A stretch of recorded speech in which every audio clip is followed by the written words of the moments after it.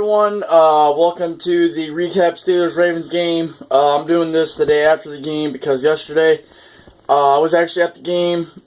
Got there about 12 o'clock. Walked around the city and just, man, yeah, I don't know. Just wow, that city's crazy. I'll upload the video of yesterday at the game, but Steelers won, man. When I was there, man, my seats were awesome seats. I'll put pictures and I'll do some type of video thing with compilation, all of that shit. But man, Steelers won 31-27. Unbelievable. Down 10-20. Scored 21 points in the fourth quarter. Just crazy. I thought for sure when Ben threw that second pick, I was like, well, this game's over. Honestly, I was like, I did not like the way things were turning, but our defense held them to 3 and kept holding them to 3s when they had to. That was the key, honestly, was we kept holding them to 3s, and then that one field goal where the holder botched the snap because the snap was too high or whatever, but just a crazy game, man. What can you say about Ben, Bell, and Brown, man? Those three are just... I knew if there was a season when all three of them were playing, it's hard to stop those three. You can't stop those three. Bell tore up the Ravens' defense. I know he ran the ball 20 times, but 100 yards, that's pretty good, And then that receiving touchdown he got when Ben was scrambling around, Just the little things like that, man, make a huge difference. Bell on the cutback run when he stiffed arm Brandon Williams, and then Bell with that receiving touchdown, that changed momentum completely. We were 24-20. Then the Ravens drove down with like 7 minutes left. They drove down and scored with a minute left.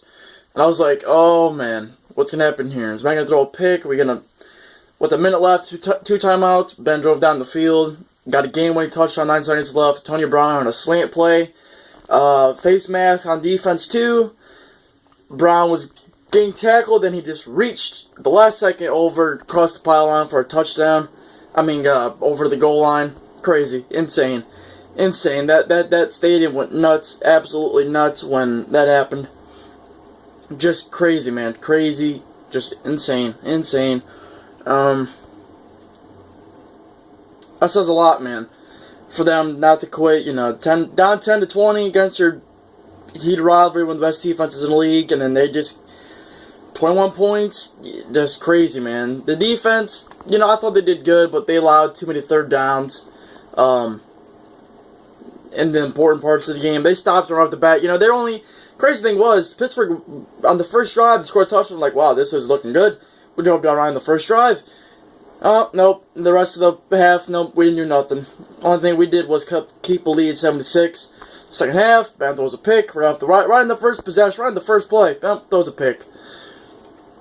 And the second pick, Ben, it was like a play action route to Jesse James and didn't even see Mosley. I know Ben should have just threw it out, took a sack, but surprisingly, Ben didn't even get sacked yesterday, man. The offensive line, they're playing good. They've only allowed like 12 sacks in 16 games. That says a lot. I think the Steelers have a good offensive line. Obviously, it must be, because that says a lot. So we clinched a playoff spot, won the division. Crazy, man. I can't believe we've come this far from being 4-5, and we've won 6 straight.